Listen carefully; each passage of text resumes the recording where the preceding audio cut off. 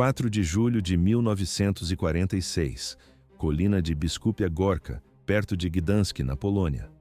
O sol da manhã sobe sobre um cenário que desafia a lógica. Operários martelam tábuas de madeira bruta e testam a resistência de cordas grossas. Eles constroem um patíbulo massivo. O som das batidas ecoa por toda a encosta.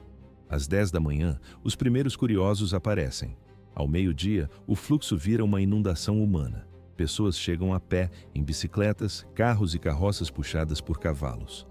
Ex-prisioneiros do campo de Stutthof sobem a colina lentamente. Muitos ainda carregam as marcas físicas da fome e das doenças. Famílias polonesas que sobreviveram à ocupação nazista buscam apenas uma coisa: justiça.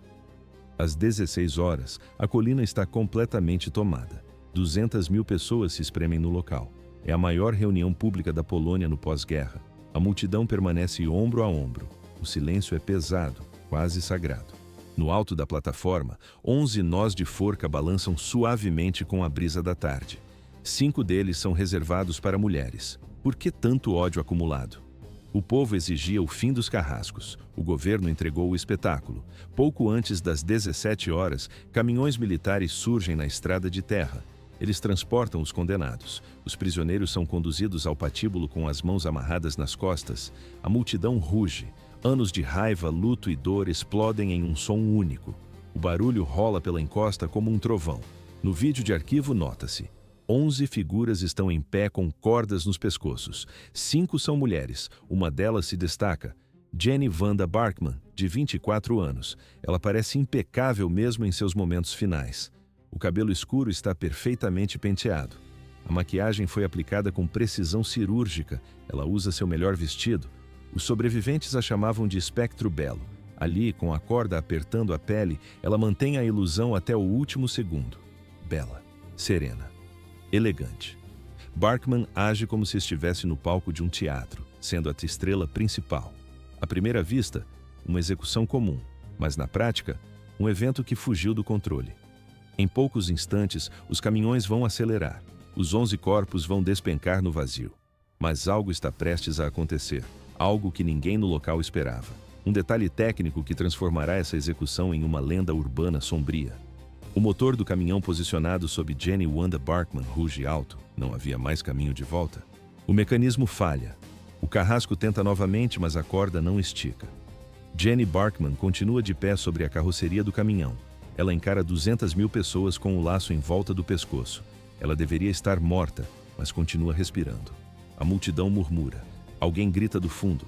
De repente, um homem corre em direção ao palanque. Ele veste trapos listrados, restos do uniforme de prisioneiro do campo de Stutthof. Ele é esquelético, um corpo castigado pela fome e pela tortura. Ele corre com um objetivo claro. Os guardas não interferem. O homem sobe na traseira do caminhão. Ele para ao lado de Jenny Barkman. Esta é a mulher que enviou seus amigos para as câmaras de gás. Sem hesitar, ele a empurra para o vazio. O corpo cai. A corda estica violentamente. No quadro, o pescoço de Barkman sofre o impacto. Suas pernas chutam o ar em espasmos. O cabelo loiro, cuidadosamente penteado para a execução, balança sobre o rosto. 200.000 pessoas observam em silêncio absoluto. A morte não é instantânea. O método de queda curta não quebra o pescoço. Ele apenas esmaga a traqueia. A vítima sufoca lentamente enquanto luta por oxigênio. Barkman morre chutando, presa na ponta de uma corda grossa. Esta é a história das guardas de Stutthof. O que estas mulheres fizeram e como terminaram deixará marcas. Mas o detalhe mais perturbador não é a execução. Por que mulheres comuns se tornaram monstros? À primeira vista, cidadãs exemplares, mas na prática, executoras sádicas. Elas não eram nazistas de berço. Não foram criadas no ódio ideológico, eram mulheres comuns, vendedoras de lojas, cobradoras de bonde e empregadas domésticas. Em 1944, elas se voluntariaram para o serviço de guarda em campos de concentração. Em menos de 12 meses, a transformação foi total. Elas se tornaram assassinas sádicas, espancavam prisioneiras até a morte, escolhiam quais crianças iriam para o gás, torturavam pessoas por puro entretenimento. No dia 4 de julho de 1946, o destino cobrou a conta. Foi a execução mais pública da história da Polônia. O percurso foi curto, de jovens comuns a criminosas de guerra, de criminosas a cadáveres balançando em uma colina. É um relato sobre a velocidade com que o mal consome quem o escolhe. 5 mulheres acreditaram que a beleza e a juventude seriam seus escudos. A justiça polonesa provou o contrário de forma brutal. Ouvia-se apenas o ranger da madeira das forcas sob o peso dos corpos. Assim terminou o julgamento de Stutthof. 2 de setembro de 1939.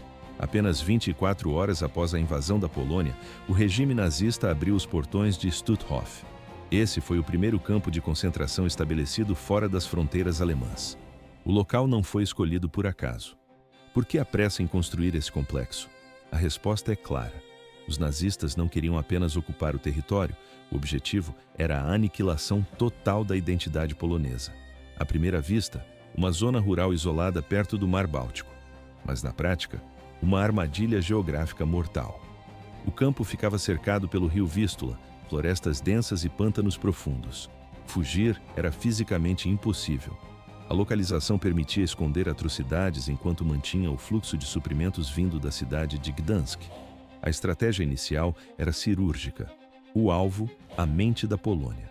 Soldados e oficiais da SS prenderam intelectuais, professores, padres e políticos. Qualquer um capaz de organizar uma resistência foi levado para Stutthof.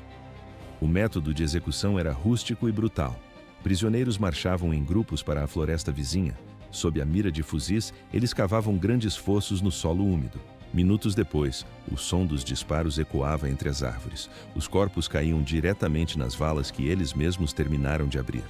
No vídeo, nota-se o crescimento das instalações, cercas de arame farpado e torres de vigia multiplicadas. 110 mil pessoas cruzaram esses portões ao longo de 6 anos. 65 mil nunca saíram. A maioria morreu por inanição, tifo ou abusos sistemáticos dos guardas. Em 1943, a logística da morte foi atualizada. A SS expandiu a infraestrutura com um objetivo técnico: eficiência. Eles construíram uma câmara de gás e um crematório. Comparada a Auschwitz, a câmara era pequena. Cabiam apenas 150 pessoas por vez. Mas o sistema funcionava sem falhas. Ouve-se o barulho metálico das escotilhas no teto. Pastilhas de Zyklon B eram lançadas sobre as vítimas. 30 minutos depois, todos estavam mortos. Os corpos eram arrastados para os fornos e transformados em cinzas. Em junho de 1944, o ritmo acelerou. Stutthof virou uma peça central na solução final. Milhares de judeus, principalmente mulheres e crianças, chegaram em vagões de carga. Eles vinham de guetos liquidados na Lituânia, Letônia e Estônia. Os prisioneiros viajavam dias sem água ou comida. Quando as portas dos vagões se abriam, muitos já estavam mortos. Outros grupos vieram de Auschwitz-Birkenau durante as marchas da morte de 1945. Mulheres que sobreviveram às seleções de Mengele chegaram a Stutthof, esperando alívio. Encontraram apenas outro centro de extermínio. Mas isso era apenas o começo do caos interno. No quadro, barracões superlotados. No outono de 1944, o campo abrigava 50 mil prisioneiros. O projeto original previa apenas 10 mil. O controle estava fugindo das mãos da SS. Eles precisavam de reforços urgentes. A solução foi o recrutamento local. A SS convocou mulheres de Gdansk e cidades vizinhas. Elas tinham entre 18 e 25 anos de idade. O anúncio prometia bons salários e rações de comida superiores às das fábricas. Muitas jovens se voluntariaram. Elas acreditavam que o trabalho era apenas supervisão e segurança. Não havia menção a assassinatos nos contratos. Milhares de civis comuns estavam prestes a entrar na engrenagem do terror. Assim começou a transformação de cidadãs em carrascas. 1944. O Terceiro Reich perdia o controle do leste europeu. Milhares de mulheres alemãs eram convocadas para o serviço militar. Entre as voluntárias, 5 nomes se tornariam sinônimos de sadismo: Jenny Wanda Bachmann, Gerda Steinhoff, Elisabeth Becker, Eva Parades, Wanda Klaff. Como pessoas comuns se transformam em monstros? À primeira vista, cidadãs exemplares, mas, na prática, executoras implacáveis. Suas trajetórias revelam o mecanismo da brutalidade sob o uniforme da SS. Jenny Wanda Bachmann nasceu em 30 de maio de 1922. Hamburgo era seu cenário, a infância não tinha nada de especial. Família de classe média e educação básica completa. Mas Jenny buscava o destaque. Ela possuía uma beleza evidente. No quadro, maçãs do rosto altas e cabelos escuros, tinha um porte elegante que chamava a atenção nas ruas. Ela queria ser modelo fotográfica, desejava as passarelas de Berlim e Paris. O foco de Jenny era a admiração alheia e as roupas de luxo. Ela se via como alguém superior ao destino comum das mulheres de sua época. A guerra interrompeu esses planos. A indústria da moda alemã parou de funcionar. O país canalizava todos os recursos para as frentes de batalha. Mulheres jovens eram enviadas para fábricas de munição ou escritórios burocráticos. Nada disso interessava a Jenny. Ela detestava da ideia de um trabalho comum e sem glamour. Em 1944, surgiu uma alternativa. A SS buscava recrutas femininas para os campos de concentração. O anúncio prometia um salário estável e rações de comida superiores às dos operários. O cargo oferecia autoridade e um uniforme cinza oficial. Ouve-se o som da caneta assinando o formulário. A função era clara: vigiar prisioneiros e manter a segurança interna. O contrato não mencionava assassinatos ou tortura. Para uma jovem de 21 anos, o poder era o maior atrativo. Jenny Barkman viu no sistema de campos a chance de ser importante. Ela se voluntariou imediatamente. Foi aceita sem questionamentos. A beleza de Jenny não impediu sua entrada no sistema de morte, na verdade, facilitou. A partir daquele momento, ela não seria mais uma aspirante a modelo. Ela seria uma Aufseherin, uma guardiã. Mas isso era apenas o começo. Depois, ficou pior. As autoridades do campo Stutthof notaram sua eficiência. Jenny não apenas vigiava, ela impunha o terror com a mesma postura que usaria em uma passarela. No vídeo, as sobreviventes relatam: a aparência de Barkman contrastava com sua crueldade extrema. Ela recebeu o apelido de o Espectro Lindo, mas não havia nada de etéreo em suas ações. O tribunal daria a sentença tempos depois. Uma pergunta assombrava as prisioneiras: como alguém com um rosto tão angelical podia ser capaz de tanta crueldade? À primeira vista, uma mulher jovem e bela, mas na prática, uma das guardas mais sádicas do sistema. Essa contradição psicológica destruía o que restava do moral das vítimas. Jenny Barkman chegou ao campo de Stuartov no verão de 1944. Ela foi designada para o subcampo feminino SK3. Era o pior setor de todo o complexo. O SK3 abrigava mulheres judias evacuadas dos países bálticos e transferidas de Auschwitz. No quadro, figuras esqueléticas e doentes. Eram mulheres que sobreviviam há anos sob fome extrema. Elas usavam vestidos listrados e imundos. As cabeças estavam raspadas. Os braços exibiam números tatuados com tinta azul. As condições de alojamento eram brutais. Elas dormiam em beliches de madeira sem colchões ou lençóis.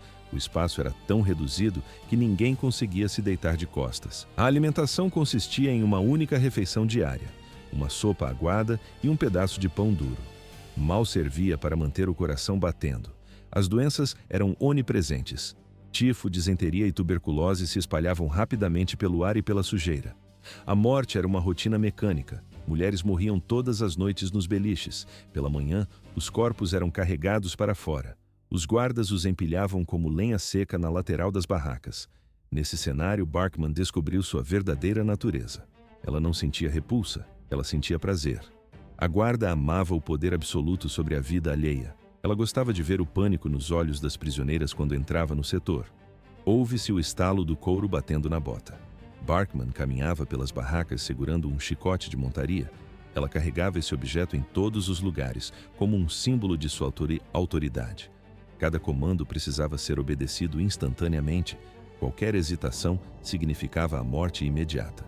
A crueldade era o seu combustível. Para Barkman, aquelas mulheres quebradas não eram humanas. Eram apenas objetos para o exercício de sua vontade. Não havia espaço para piedade ou hesitação. O regime de terror era total. Assim, Barkman consolidou sua reputação em Stuartov. Jenny Barkman apontava para uma prisioneira. O comando era seco, flexões ou agachamentos até o colapso físico. Quando a mulher desabava no chão de terra, o espancamento começava. Barkman punia a exaustão com violência. Como ela escolhia quem morreria? Barkman caminhava ao lado dos médicos da SS durante as seleções para as câmaras de gás. As mulheres eram inspecionadas como gado. O critério era simples: quem ainda servia para o trabalho e quem deveria ser descartada. Sobreviventes descreveram a cena em detalhes. Barkman agia como se estivesse fazendo compras. Ela caminhava lentamente pela fila de prisioneiras. Apontava casualmente para mulheres e crianças. Um gesto curto com a mão significava a morte. Era um movimento frio, como quem escolhe frutas em uma banca de mercado. Mas havia um detalhe perturbador. Ela sorria. Diversas testemunhas confirmaram esse fato nos tribunais. O sorriso de Barkman nunca desaparecia durante as seleções. As prisioneiras deram a ela um apelido, o Espectro Belo. Belo por causa de sua aparência jovem e traços finos. Espectro porque por onde ela passava, a morte a seguia. À primeira vista, uma jovem guarda comum, mas na prática, uma assassina brutal. Uma sobrevivente relatou que Barkman matava com as próprias mãos. Ela espancava prisioneiras doentes repetidamente. Os golpes só paravam quando o corpo no chão cessava qualquer movimento. Ouvia-se o som de risadas nos blocos. Barkman praticava tortura psicológica. Ela dizia às prisioneiras que seriam libertadas, alimentava a esperança das mulheres por horas. Depois, ria da reação delas e as enviava diretamente para a câmara de gás. Durante 9 meses, entre 1944 e o início de 45, Jenny Barkman governou sua seção no campo de Stutthof. Ela agia como uma rainha sádica. O poder era absoluto e sem restrições. Janeiro de 1945. O cenário mudou. As forças soviéticas avançavam e o estrondo da artilharia ficava mais próximo. A SS iniciou a evacuação febril do campo. Barkman não ficou para lutar. Ela fugiu para Gdansk, entrou na clandestinidade, mudou o corte de cabelo, alterou as roupas e usou documentos falsificados para se misturar aos refugiados. Barkman acreditava que o rastro de sangue havia ficado para trás. Ela estava enganada. Na filmagem da época, nota-se o contraste entre sua aparência calma e os crimes relatados. Outra guarda seguia o mesmo caminho de crueldade. Gerda Steinhoff nasceu em 29 de janeiro de 1929. A justiça estava a caminho. Uma vida comum e sem brilho. Em 1939, ela trabalhava em uma padaria. Depois, tornou-se cobradora de bondes. Casou-se e teve um filho em 1944. No mesmo ano, os nazistas convocaram guardas para os campos de concentração. Gerda Steinhoff respondeu ao chamado. Ela se juntou à equipe do campo de Stutthof, 1º de outubro de 1944. Steinhoff assumiu o cargo de líder de bloco e de barraca no campo feminino SK3. Sua função principal era realizar seleções. Ela se posicionava ao lado dos médicos da SS. Com um gesto, apontava para prisioneiras consideradas fracas ou doentes demais para o trabalho. Aquelas mulheres seguiam diretamente para as câmaras de gás. Ela repetia o processo várias vezes por semana. Centenas de mulheres e crianças foram enviadas para a morte pelas mãos dela. Em 31 de outubro, apenas um mês após começar, veio a promoção. Steinhoff tornou-se SS Oberaufseherin, a supervisora sênior. Ela passou a administrar um subcampo inteiro. Sua brutalidade impressionou os superiores. No tribunal, o comportamento de Steinhoff foi perturbador. Durante os depoimentos, ela sorria constantemente, fazia piadas com os outros réus.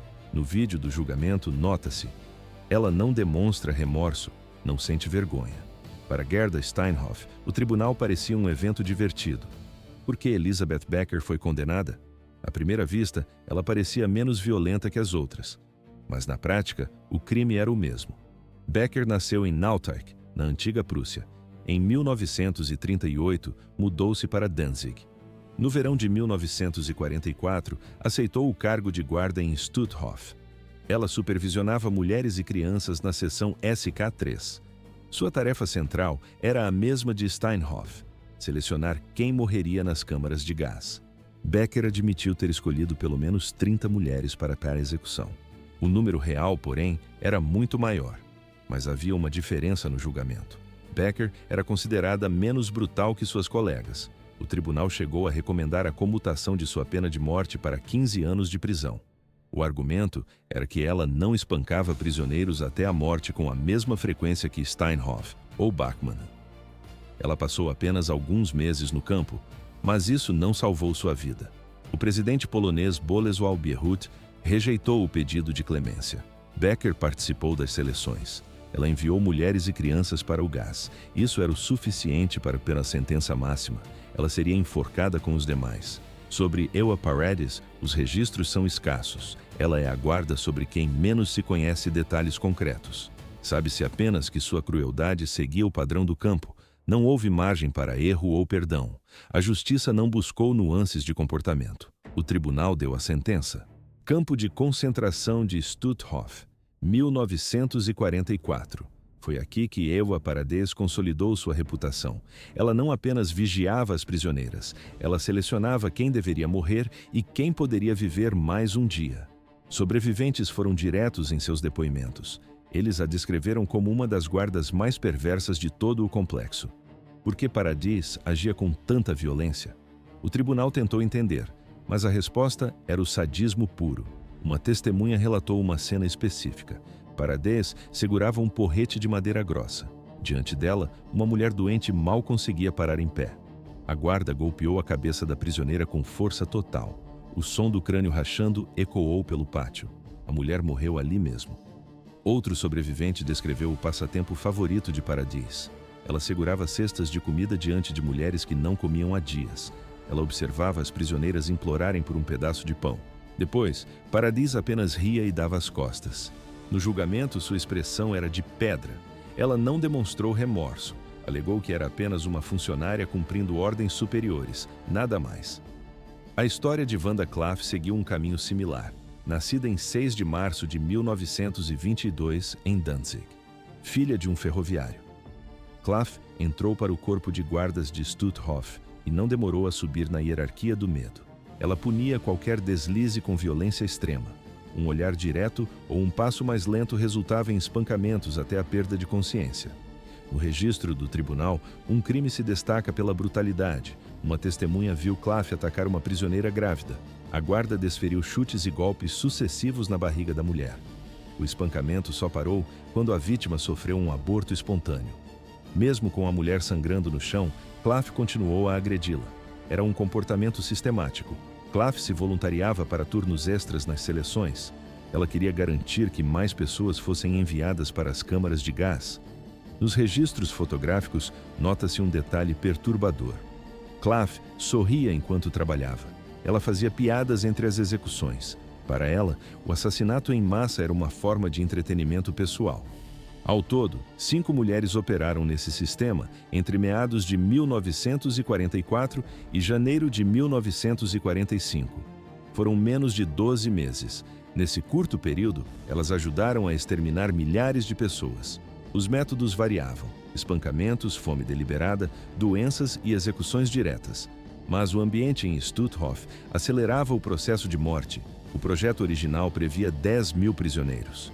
No final de 1944, o local abrigava mais de 50 mil pessoas. O superlotamento era catastrófico.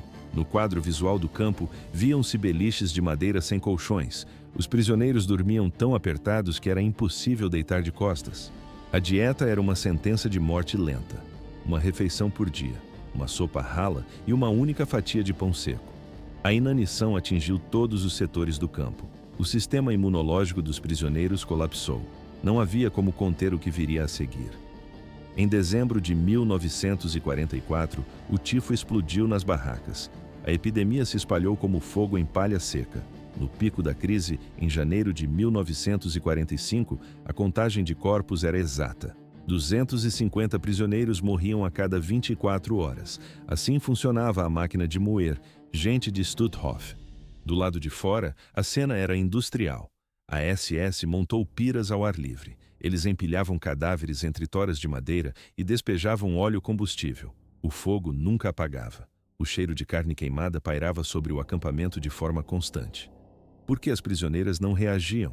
A resposta era o terror sistemático. As guardas femininas mantinham o controle absoluto através da violência física.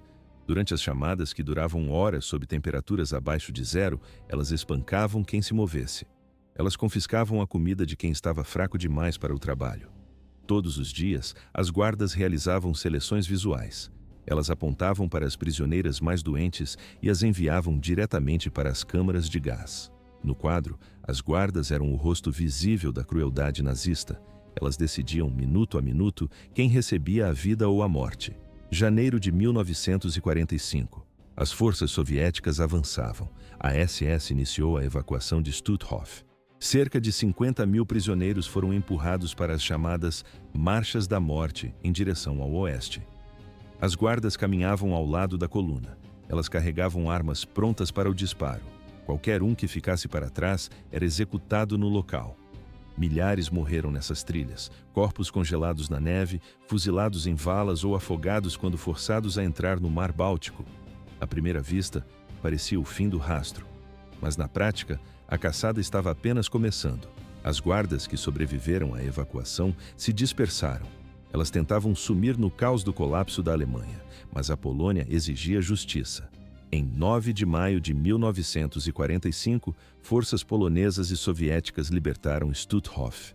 Encontraram apenas 100 prisioneiros escondidos, mas encontraram montanhas de evidências, documentos oficiais, fotografias e depoimentos detalhados. O governo polonês agiu rápido.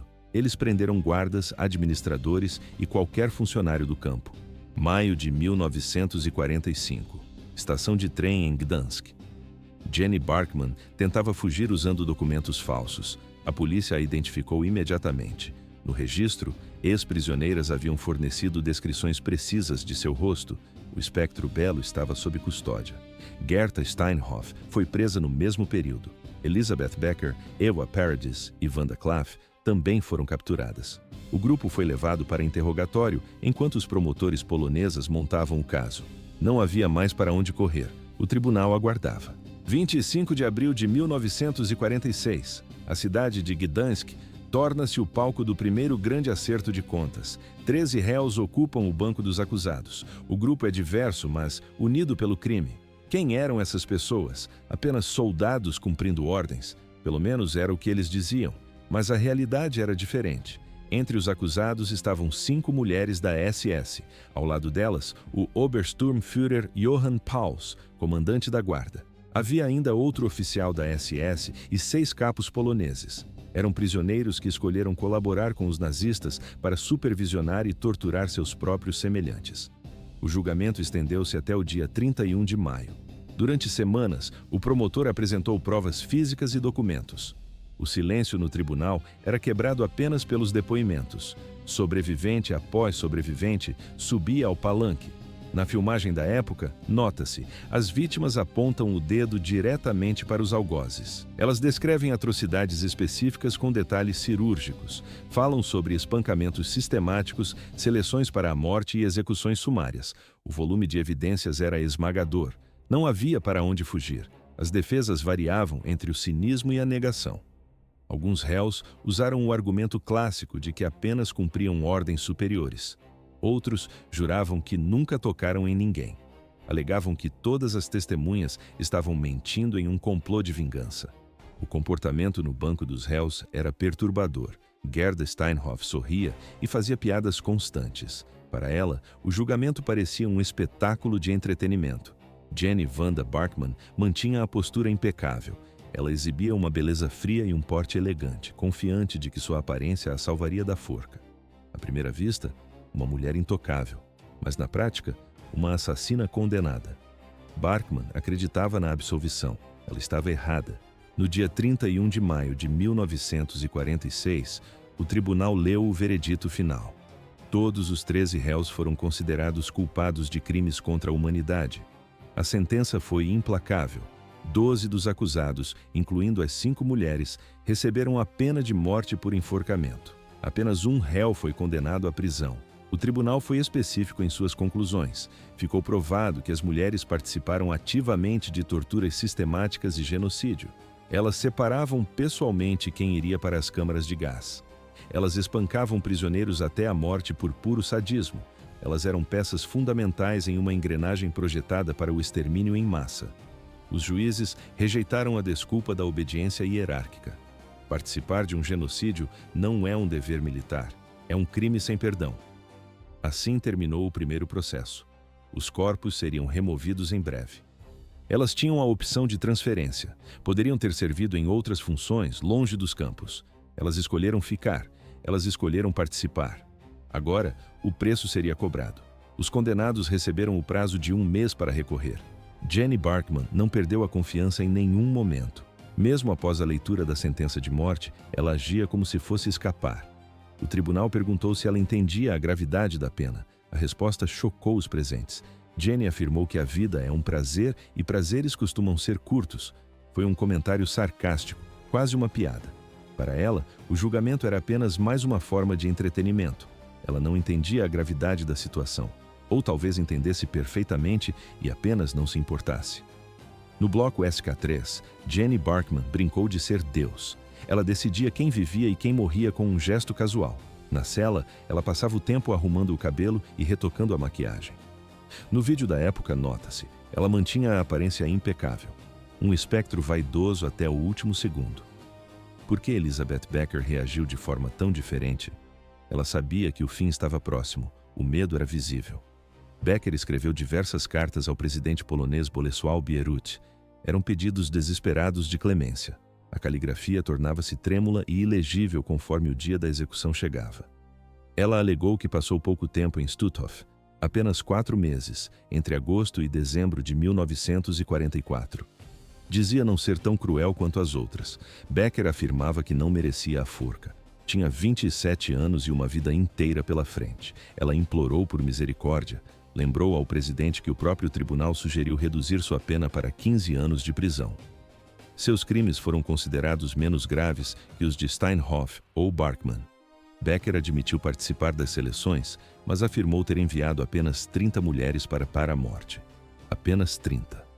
Como se existisse um limite aceitável para o assassinato. Como se enviar 30 pessoas para a câmara de gás fosse perdoável porque outros enviaram centenas. À primeira vista, Gerda Steinhoff parecia uma prisioneira comum, mas na prática, ela era uma das mais brutais. Steinhoff não demonstrava medo ou remorso. Na cela, ela conversava e ria com as outras condenadas. Agiam como se fossem colegas em um internato, não criminosas de guerra aguardando o carrasco. Ouve-se o relato dos sobreviventes sobre as seleções de Gerda. Ela enviou centenas de mulheres e crianças para a morte. Durante esses depoimentos, Steinhoff parecia entediada. Ela sorria para as câmeras, tratando o tribunal como uma distração incômoda. Sua defesa era sempre a mesma. Ela estava apenas fazendo seu trabalho. Havia ordens superiores. Ela a seguiu. Para Gerda Steinhoff, não havia outra opção a ser considerada. O tempo de espera terminou. O tribunal deu a sentença final.